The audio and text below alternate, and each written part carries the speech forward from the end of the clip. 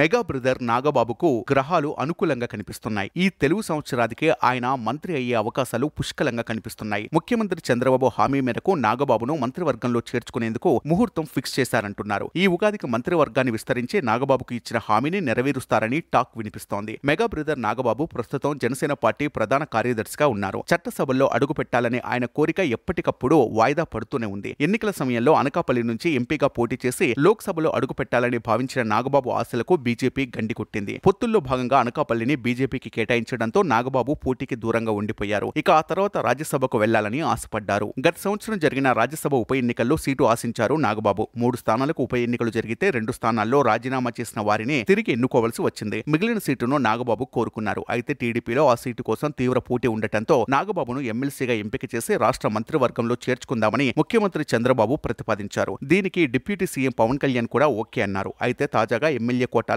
MLC ఎన్నికకు schedule రావడంతో Nagababu MLC అయ్యే అవకాశాలు కనిపిస్తున్నాయంటున్నారు. జనసేనలో ఆయనకు ఎవ్వరూ పోటీ లేకపోవడంతో నాగబాబు ఎమ్మెల్సీ అవడం దాదాపు ఖాయమంటున్నారు. ఇక ముఖ్యమంత్రి చంద్రబాబు ముందుగా ఇచ్చిన హామీ ప్రకారం నాగబాబు త్వరలో ఎమ్మెల్సీ అవడం ఖాయమంటున్నారు. 5 ఖాళీల్లో జనసేన నుంచే నాగబాబు మండలిలో అడుగుపెట్టడం లాంఛనమే అని టాక్ వినిపిస్తోంది. అయితే ఆయన మంత్రిగా బాధ్యతలు ఎప్పుడు చేపడతారనేది ఆసక్తి రేపుతోంది. అయితే కూటమిలో జరుగుతున్న ప్రచారం ప్రకారం 20న ఎన్నికల ప్రక్రియ ముగియనుండగా 30న తెలుగు సంవత్సరాది ఉగాది పండుగ వస్తుంది. తెలుగు వారికి ఉగాది సెంటిమెంట్ ఎక్కువ కనుక ఆ రోజున ముఖ్యమంత్రి చంద్రబాబు మంత్రివర్గాన్ని విస్తరించే అవకాశాలు ఉన్నాయంటున్నారు. అయితే నాగబాబు ఒక్కరికే మంత్రి పదవి వస్తుందా లేక ఇద్దరు ముగ్గురికి ఛాన్స్ ఇస్తారా అనేది ఆసక్తిగా మారింది.